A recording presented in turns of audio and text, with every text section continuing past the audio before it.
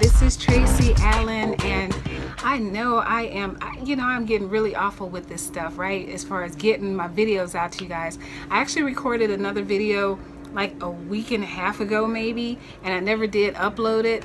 And I got ready to do it today, but I kind of wanted to give you guys the most updated video, all right? So today is Sunday, August 6th. 2017, and I am coming to you to share with you 5 ways that I've benefited by being on chemo. The first thing that I want to talk about, a benefit that chemo has given me, is messed up my taste buds. Now, how is this a benefit?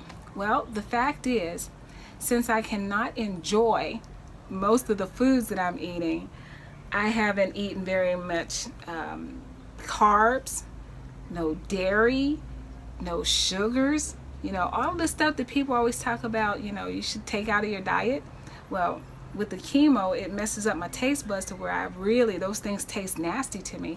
So vegetables. Now, I am looking forward to this being done and over and my taste buds coming back, because I don't want to forever eat vegetables for my breakfast. Like sometimes I have to eat like a can of corn or something for breakfast, because nothing else really tastes right. So I'm looking forward to having my taste buds back. But for now, my body is experiencing what it's like to not have dairy, carbs, and sugar, not very much of that stuff at all. So that brings us to number 2. The second thing is, because I can't eat none of that stuff, well, I've lost a lot of weight. When I started this journey, I was weighing a little over 200 pounds. And so now I'm down to 160 something, about 170 or something like that. It fluctuates. So I'm grateful for the weight loss. Number 3, the most important thing is that it's actually shrinking the cancer. So with that first treatment, it started shrinking it and shrinking it and shrinking it. And so when it's time for my surgery, they won't have to slice me open, take the whole breast or anything like that. So they'll go in and take what they need and leave the rest. I'm like, let me have what I have. It's nice that there's reconstructive surgery, but I don't want them to have to reconstruct anything if they don't have to. So we'll see how that goes. But number 3, that's powerful, is that it did its job, shrunk the cancer. Number 4, I call the Scrooge effect.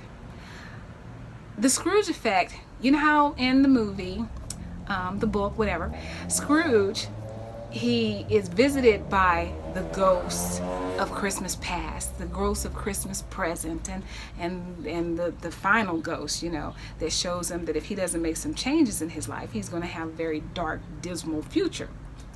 And so going through this chemo, I've had a lot of time to lay around and think about life. I know sometimes I post pictures and videos and you guys are probably thinking, oh man, she's having a good time. I have a few days, so that's why you don't see it happening all the time. But I have some days where I am able to get up and walk and, enjoy life. But then I have those days where the chemo just really has a bad effect on me. Like I can't even take 5 steps inside of my own apartment without feeling like I've hit a brick wall and I'm about to black out. Sometimes I have to, if I'm getting ready to brush my teeth, I have to do getting cleaned up in shifts. Go in, brush my teeth, come back, lay down, get back up, go wash my face, go back, lay down. So it's, I know, like right now, you guys probably think, oh, she's full of energy, she's looking good, she's feeling good. Yeah, that's today. And it's a couple days before this next chemo treatment, so therefore I'm feeling all right. And then they hit me with the chemo and it goes back downhill.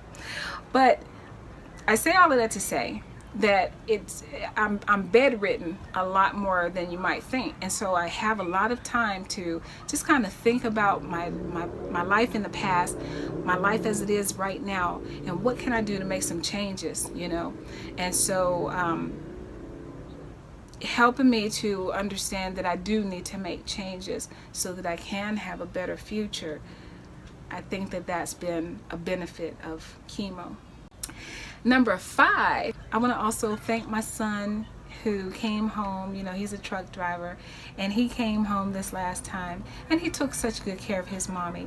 It just means everything in the world for for people around me to just surround me with love. So rubbing my back, you know, taking care of me, it's just so nice. And so my son, you know, I tell him, you know, I've got this neuropathy going with my fingers and toes and my feet.